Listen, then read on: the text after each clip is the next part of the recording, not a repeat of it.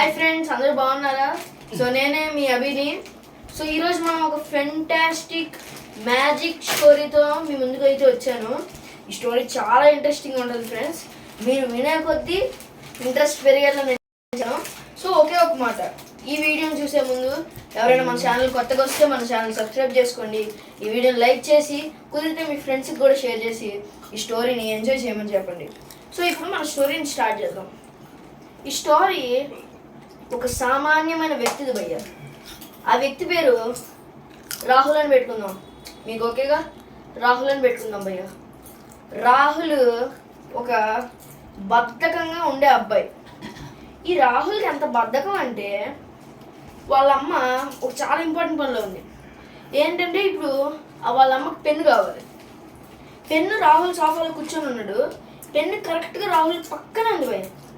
వాళ్ళ అమ్మ పెన్ను అడిగితే కనీసం కొంచెం బెండ్ అయ్యి ఆ పెన్నుని కనీసం తీసి ఇవ్వలేకపోయాడు భయ్య. అంత బద్ధకం. ఈ బద్ధకం ఎందుకు వచ్చిందంటే ఇంకో ఫ్యాక్టర్ ఉంది దానికి. అదేంటంటే ఆ అబ్బాయి కొంచెం లాగుంటాడు. దాన్ని బట్టి వీడికి బద్ధకం ఎక్కువ. వీడు ఈ బద్ధకం గురించి పట్టించుకునేవాడు కాదు ఈ రాహుల్. అందరూ పిచ్చి తిట్లు తిట్టేవాళ్ళంట. ఇప్పుడు బద్ధకంగా ఉండి ఏం పనులు చేయకపోతే పిచ్చి తిట్లు తిడతారు కదా, తిట్టారంట. వీడు అలా ఆ తిట్లు పడి పడి పడి ఏంట్రా వీడు ఏం రియాక్ట్ అవ్వట్లేదు అనుకోండి. కానీ అప్పుడప్పుడు తను ఎంత లోన్లీగా ఎంత ఒంటరిగా ఫీల్ అవుతాడంటే ఎక్కి వెక్కి ఏడుస్తాడంట. అంత ఒంటరిగా ఫీల్ అవుతాడు. సరే ఇంక ఇలా ఉన్నాడు. సరే ఇప్పుడు బయటికి వెళ్ళి మంచిగా రిఫ్రెష్ అవుదాం అనుకుంటాడు, మంచి టీ తాగుదాం అనుకుంటాడు. సరే అని ఫ్రెండ్ ఉంటాడు, శేఖర్ అని ఒక ఫ్రెండ్ ఉంటాడు, మంచోడు మన శేఖర్. అయితే శేఖర్ వస్తాడు.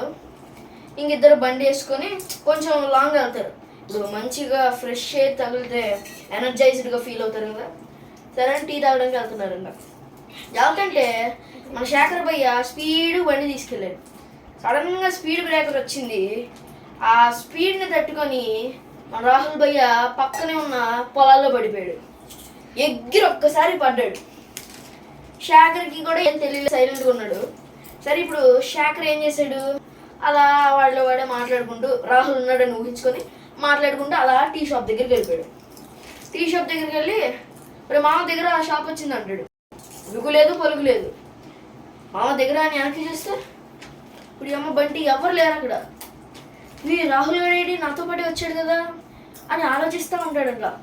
టెన్షన్ పడిపోతాడు. ఫుల్గా నర్వస్ అయిపోతాడు. నర్వస్ అయిపోయి ఇంకా ఏం చేస్తాడంటే అక్కడ ఉన్న లోకల్స్ని అడుగుతాడంట. భయ్య ఈ ఫోటోలో ఉన్నాను చూసి ఈ ఫోటోలో ఉన్నాను చూసారా అని బాగా అడిగితే ఎవ్వరు మాకేం తెలుసు అంటారంట. ఆ షాప్ ఓనర్ని అడిగితే ఈ అబ్బాయి వస్తూ ఉంటాడు కదా నాకు తెలియదు అంటాడంట. ఇంక సరే ఇలా జరిగింది. ఆపరేషన్ రాహుల్లో స్టేజ్ 1 రావడం, స్టేజ్ 2 అక్కడ అంతా ఎతికాడు అయినా దొరకలేదు. స్టేజ్ 3 మొత్తం ఇంకా ఇంకొంచెం దూరం వెళ్ళి మీద వాళ్ళు అడిగాడంట. ఇది ఫెయిల్, అట్టర్ ఫ్లాప్. స్టేజ్ 4 తను వెళ్ళిన దారినే వెనక్కి వెళ్ళిపోయి వాడు ఉన్నాడా లేదా అని చెక్ చేద్దామంట. అలా మెల్లగా బండిని తీసుకెళ్తే ఇంక శేఖర్ స్టార్ట్ అయ్యాడు. ఇలా ఎతుకుతా ఉంటే అప్పుడు వీడికి రాహుల్ కనబడ్డాడు. రాహుల్ కనపడితే శేఖర్ అన్నాడంటే ఎవరే రాహుల్ రారా అంటే బద్ధకంగా ఉంది వచ్చి తీసుకెళ్ళరా అంటాడంట. శేఖర్ గారు మంచోడి దొరికేవారు నువ్వు అని తీసుకొస్తాడంట. తీసుకొస్తే ఈ రాహుల్ షర్ట్ మీద ఒక రకమైన బ్యాడ్జ్ లాంటిది ఉందంట. ఆ బ్యాడ్జ్ మీద ఒక స్టార్ లైక్ సింబల్ ఉంటుంది. కానీ అది బ్యాక్ సైడ్ ఉంటుంది.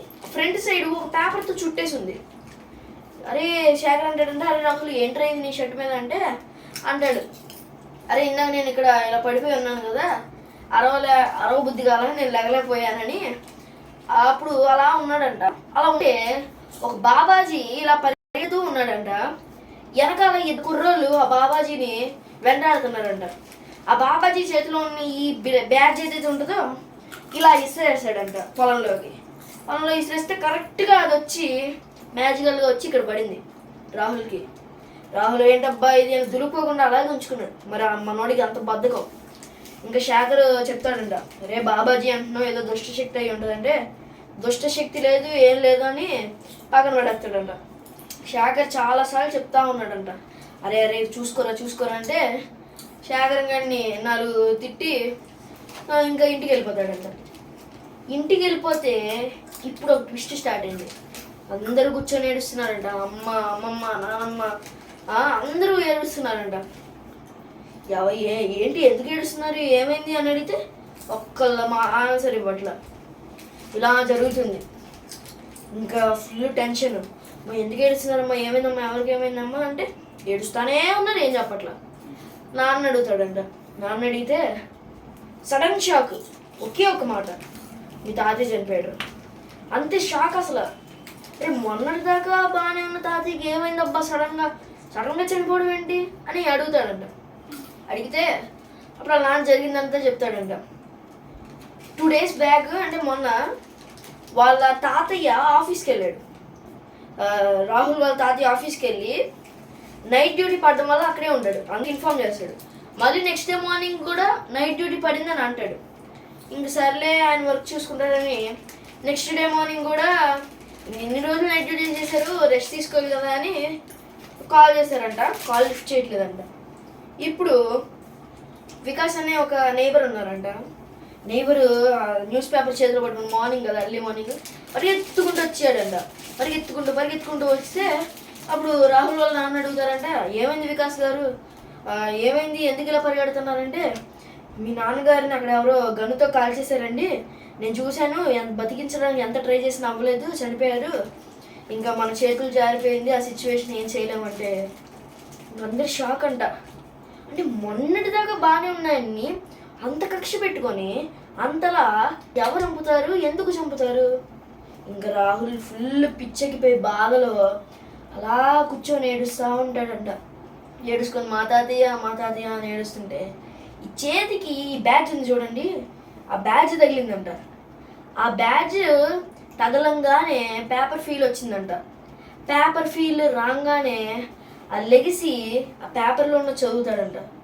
ఆ పేపర్లో ఉన్న చదవగానే షాక్, బుర్రపాడు, ట్విస్ట్, మైండ్ బ్లోయింగ్, వర్త్ అని పిచ్చెక్కిపోయింది. ఇంకా ఏముంది ఆ పేపర్లో, అసలు వాడు దేనివల్ల షాక్ అయ్యాడు, అసలు దీనికంతా కారణం ఏంటో నెక్స్ట్ పార్ట్లో తెలుసుకుందాం. To be continued.